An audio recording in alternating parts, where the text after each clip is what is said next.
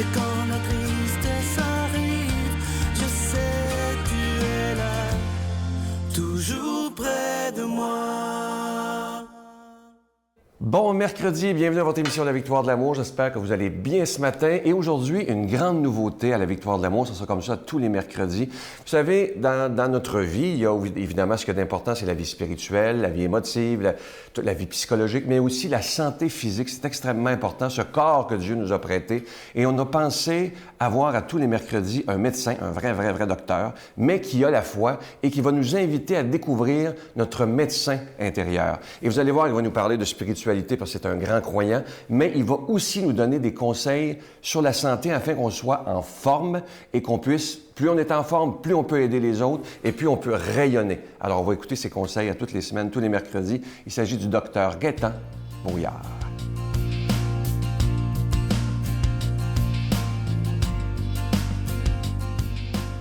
Bon matin tout le monde. Et quoi de mieux pour partir le matin que de parler de la gratitude? Avez-vous remarqué, vous avez la chance ce matin d'être ici présent à écouter une émission.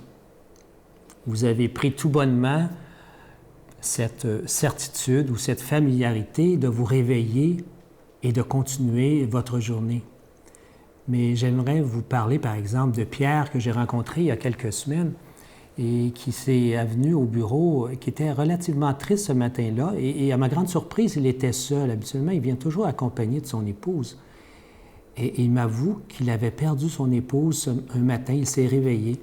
Son épouse était complètement inanimée. Elle était partie dans le plus grand des silences, tout à fait discrètement. Et je crois que ça me fait beaucoup réfléchir par rapport à tout ce qu'on a de gratuit dans la vie. La vie nous donne le cadeau de nous réveiller le matin, le cadeau d'aller pouvoir prendre une bonne douche, le cadeau d'aller manger. Et il ne faut surtout pas maugréer si la rôtie est un peu plus cuite que d'habitude ou le café un peu moins chaud.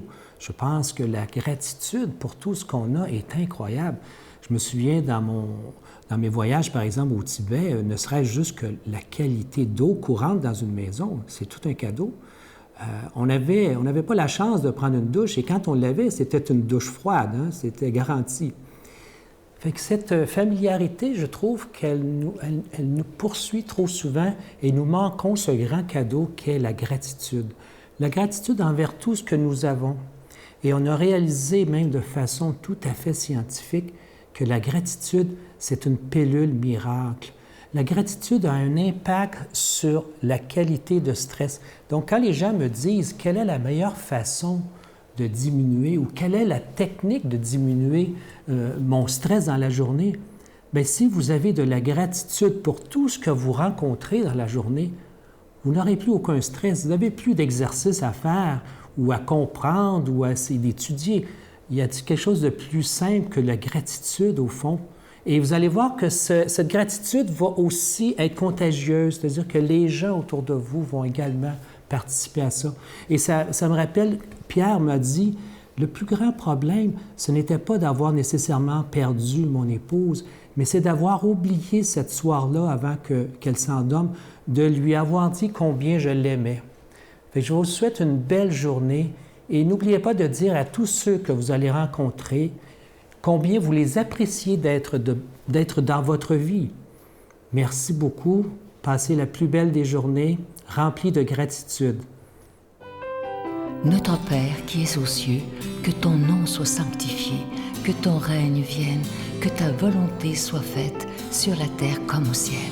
Donne-nous aujourd'hui notre pain de ce jour. Pardonne-nous nos offenses comme nous pardonnons à ceux qui nous ont offensés. Ne nous laisse pas entrer en tentation, mais délivre-nous du mal, car c'est à toi qu'appartient le règne, la puissance et la gloire pour les siècles des siècles. Amen. Donne-moi rendez-vous dans l'éternité, qu'il faut croire toujours en toi. Mais mon Dieu, j'ai besoin de toi, comme lui savoir dresser la table, chanter l'amour gens de toute la terre. Joins mon cœur, je l'ai gardé pour toi, mon Dieu. La victoire de l'amour, c'est la force de la foi. On a tous un rendez-vous dans les bras de Jésus.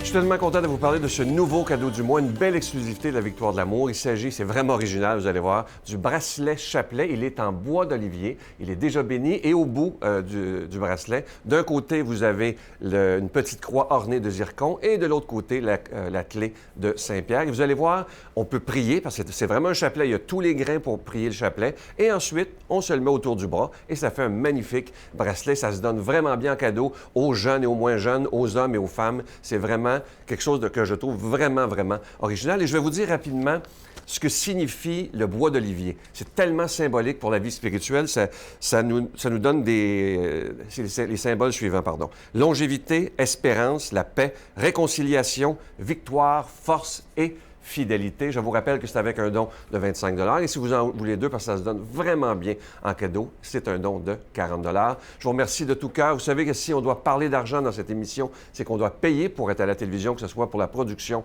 et la diffusion. Mais depuis plus de 21 ans, vous êtes nombreux à dire qu'il est important d'annoncer la parole de Dieu. Je vous donne l'adresse, la Victoire de l'amour, casier postal 120, succursale Boucherville à Boucherville, le J4B 56. Par téléphone du lundi au vendredi de 8h30 à 16h30 dans le 514-523-4433, 523-4433 ou sans frais, le 1-888-811-9291, 1-888-811-9291 et aussi sur notre site Internet, le www.lavictoiredelamour.org. Merci de tout cœur de votre grande générosité. Merci aussi de la chose la plus importante, votre prière soutenue.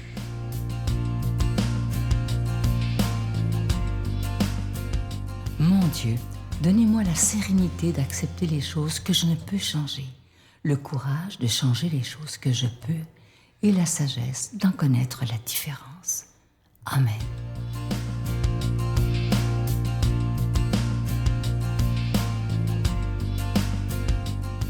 Aujourd'hui, c'est un très beau texte d'Évangile qui nous dit un peu c'est quoi être des vrais croyants et comme l'abbé Pierre le disait, c'est quoi devenir des croyables.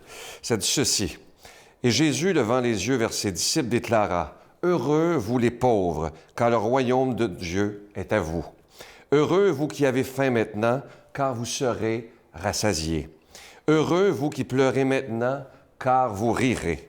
Heureux êtes-vous quand les hommes vous haïssent et vous excluent, quand ils insultent et rejettent votre nom comme méprisable à cause du Fils de l'homme. Ce jour-là, réjouissez-vous, tressaillez de joie, car alors votre récompense est grande dans le ciel. C'est ainsi, en effet, que les pères traitaient les prophètes. Et là, je vais aller un peu plus loin. Un paragraphe qui n'est pas prévu du tout dans l'Évangile, mais là, c'est beau. Mais je vous le dis, à vous qui m'écoutez, aimez vos ennemis, faites du bien à ceux qui vous haïssent, souhaitez du bien à ceux qui vous maudissent, priez pour ceux qui vous calomnient. À celui qui te frappe sur une joue, présente l'autre joue. À celui qui te prend ton manteau, ne refuse pas ta tunique.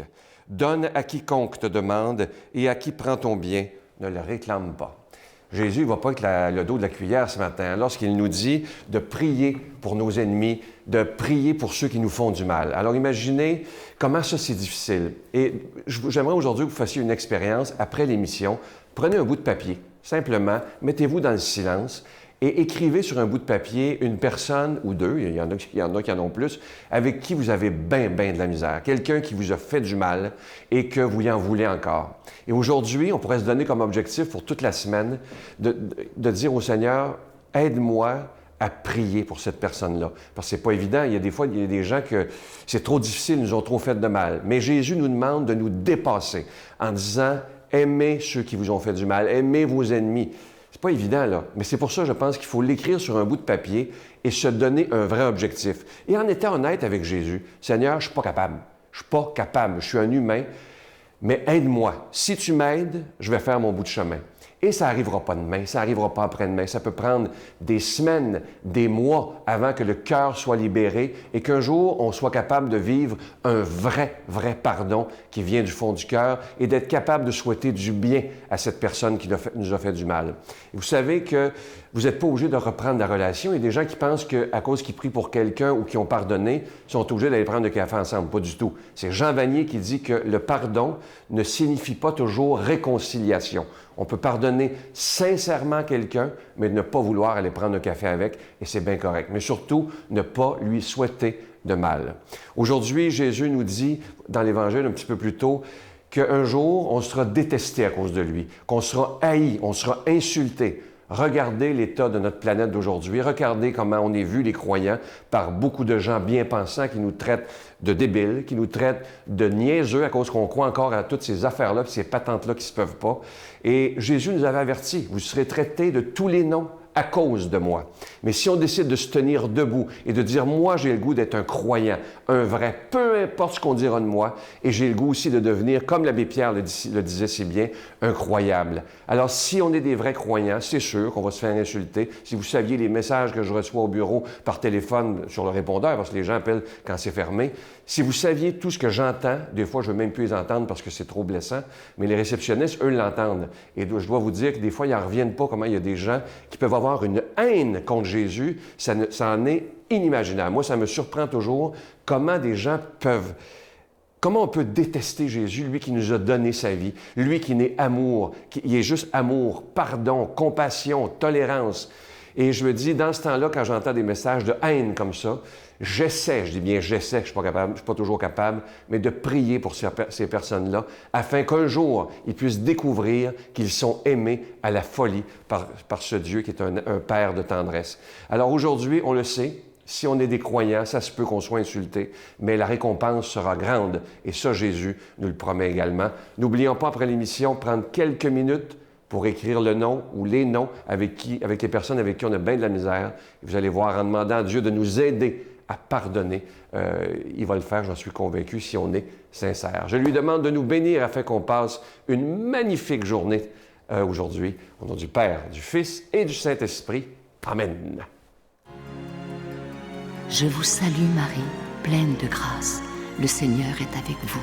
Vous êtes bénie entre toutes les femmes, et Jésus, le fruit de vos entrailles, est béni. Sainte Marie, Mère de Dieu, priez pour nous pauvres pécheurs, maintenant et à l'heure de notre mort. Amen.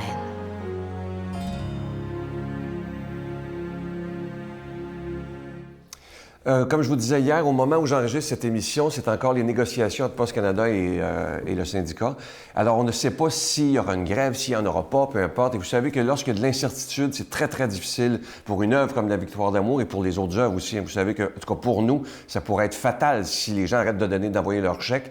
Et je me souviens, en 2011, ça avait été assez difficile parce qu'on avait vécu, il y avait eu un lock-out à l'époque, je pense, et ça avait été très difficile. Alors, il y a un autre moyen de faire un don sans se servir de la poste ni de carte de crédit. Il s'agit simplement d'appeler à notre bureau et de prendre un de vos chèques, votre livret de chèque, et en bas, vous avez des chiffres. Vous faites simplement donner ces chiffres-là à la réceptionniste et immédiatement, c'est retiré de votre compte et on vous envoie votre cadeau du mois. Surtout que ce mois-ci, il est de toute beauté. Je vous rappelle, c'est ce bracelet chapelet qui est en bois d'olivier. Il est déjà béni. C'est une belle façon. Là, on va voir présentement Brigitte qui le porte. Vous pouvez avoir ce bracelet sur vous et l'enlever et simplement dire le chapelet, parce qu'à un bout aussi, vous avez la belle petite croix ornée de zircon, et à l'autre bout du chapelet, qui est un bracelet également, vous avez la clé de Saint-Pierre. Alors, merci de tout cœur de votre grande générosité. Je vous rappelle que vous pouvez faire votre don en nous appelant et en disant simplement les numéros qui sont en bas de votre chéquier, et vous pourrez faire votre don ainsi. Je vous remercie de tout mon cœur et je vous souhaite la plus belle des journées. À demain. Bye.